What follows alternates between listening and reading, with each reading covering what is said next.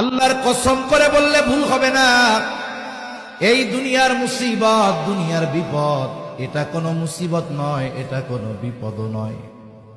চোখ দুটা যখন বন্ধ হয়ে যাবে, দুনিয়ার মুসিবত আর মুসিবত থাকবে না।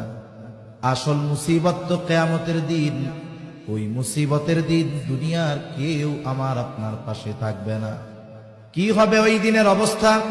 আল্লাহ তাআলা কোরআনুল কারীমের মধ্যে একটা চিত্র তুলে ধরে বলেন, ইয়াউমা ইয়াফিরুল মারউ মিন আখিহি ওয়া উম্মিহি ওয়া আবিহি ওয়া সাহিবাতিহি ওয়া বানিহি লিকুল্লি ইমরিইন মিনহুম ইয়াউমাইযিন শা'নুন ইউগনি।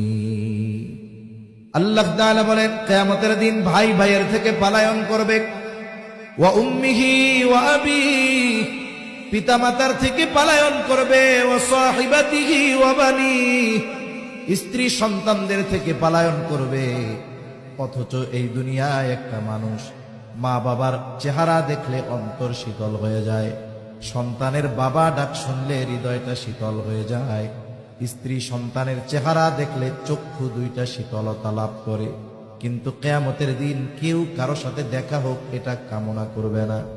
প্রত্যেকটা মানুষ নিজের চিন্তায় বিভোর থাকবে, সকলেই চিন্তিত থাকবে। আমার আপনার নবীজিও সেই দিন চিন্তিত থাকবে।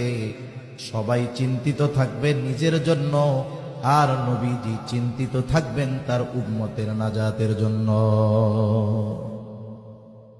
সেই দিন মানুষেরা এমনটাও আল্লাহ তাআলার কাছে বলবে, আল্লাহ, সারা দুনিয়ার সব মানুষকে জাহান্নামে দিয়ে হলেও আপনি আমাকে মাফ করে দেন।